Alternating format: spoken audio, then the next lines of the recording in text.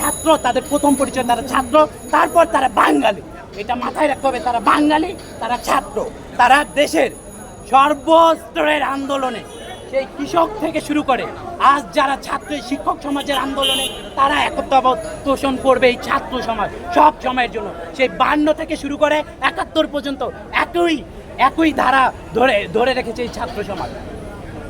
তো আজকে আমাদের যে কর্মসূচিটা ছিল সেটা ছিল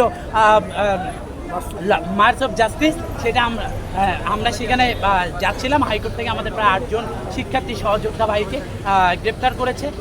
তারপরেও আমরা ছত্রভঙ্গ হয়ে আমরা শিক্ষকদের সাথে একতাবদ্ধ হয়ে আমরা একসাথে শিক্ষকদের উপর আমাদের আস্থা ছিল যে তারা আমাদেরকে কোনোভাবেই পুলিশের হাতে ধরিয়ে দিবে না। তারা আমাদের তথাকথিত ঢাকাই বিশ্ববিদ্যালয়ের প্রশাসনের মতো তারা আমাদেরকে এইভাবে পুলিশের কাছে পিস্তল দিয়ে মেরে ফেলবে না, গুলি করবে না, এই রাইটটা তারা দিবে না। যে শিক্ষকরা এখানে এসেছিল তারা যৌক্তিক দাবি আদায় রাজপথে সবসময় ছিল এই শিক্ষকরা। তো আমাদের সেই সম্মানটুকু এবং শিক্ষকদের নিয়ে আমাদের সেই কর্মসূচি আজকের মতো আমরা পালিত করেছি। যদিও পুলিশের বাধা ছিল, শত বাধা অপেক্ষা করে ছাত্ররা এইভাবে রাজপথে আসবে, সামনে অব্যাহত রাখবে আমাদের কর্মসূচি।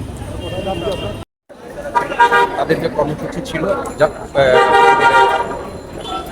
জাস্টিস মানে মার্চ ফর জাস্টিস, আমরা সেখানে ঢাকা বিশ্ববিদ্যালয় জাহাঙ্গীরনগর বিশ্ববিদ্যালয়ে বেশ কিছু শিক্ষক আমরা এখানে সংহতি জ্ঞাপনের জন্য আমরা হাইকোর্ট যে গেট পর্যন্ত যাওয়ার চেষ্টা করেছিলাম। এখানে আমাদেরকে পুলিশ বাধা দিয়েছে এবং আমরা শান্তিপূর্ণ কর্মসূচিতেই বিশ্বাস করি।